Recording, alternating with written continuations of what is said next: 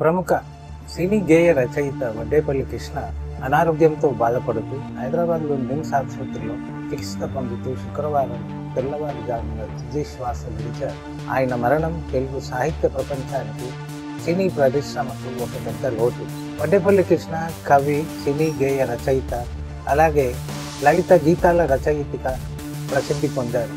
ఆయన చెయ్యెత్తి గైకొట్టు తెలుగోడా అనే గీతం ద్వారా ప్రజల్లో విశేష గుర్తింపు పొందారు. ఆయన రచనలు భావోద్వేగాలు హృదయాన్ని అతుకునే విధంగా ఉంటాయి. అందుకే ఆయన పాటలు ఎప్పటికీ అమరంగా నిలిచిపోతాయి.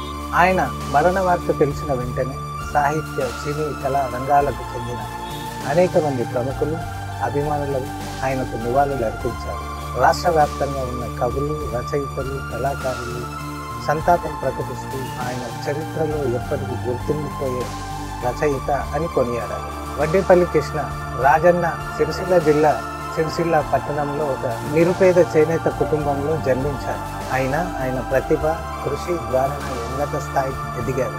హైదరాబాద్లో నాగోల్ ప్రాంతంలో స్థిరపడ్డ ఆయన మొదట్లో పోస్ట్ మ్యాన్ ఉద్యోగం చేసి తర్వాత ఆయన సాహిత్య ప్రతిభతో ఎంతో పేరు సంపాదించారు.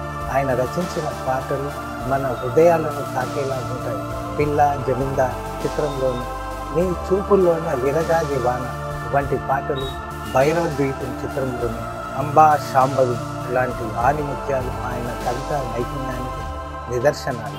కొన్ని రోజుల క్రితమే తెలుగు సినీ రచయితల సంఘం వడ్డేపల్లి కృష్ణను జీవన సాఫల్య పురస్కారంతో సత్కరించారు. ఇదే ఆయన పట్ల ఉన్న గౌరవానికి గుర్తు. ప్రముఖ కవి సినారే ఆయన రచనలను ఎంతో ఇష్టపడ్డారు.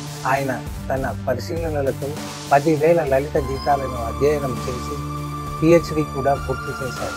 వడ్డేపల్లి రాసిన వందలాది గీతాలు ఆకాశవాణి, దూరదర్శన్లో ప్రసారమయ్యాయి. ఆయనకి 40కి పైగా నృత్య రూపకాలు రాసి వాటిని వేదికలపై ప్రదర్శింపజేశారు. ఆయన రచనలు శ్రావ్యంగా ఉండడంతో పాటు అనేక పుస్తకాల రూపంలో ప్రచురితమయ్యాయి.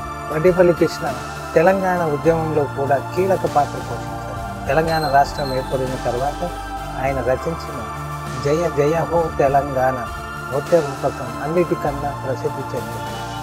ఈ నృత్య రూపకం అన్ని వేదికలపై మార్మోగింది. సినిమా రంగంలో కూడా వడ్డేపల్లి కృష్ణ తన కృషిని నిరూపించారు. ఆయన ఎక్కడికి వెళ్తుందో మనసు చిత్రానికి దర్శకత్వం వహించి సాయి కుమార్ వంటి ప్రముఖ నటులతో పనిచేశారు. అలాగే సంచలనం సృష్టించిన బలగం చిత్రంలో స్వయంగా నటించారు.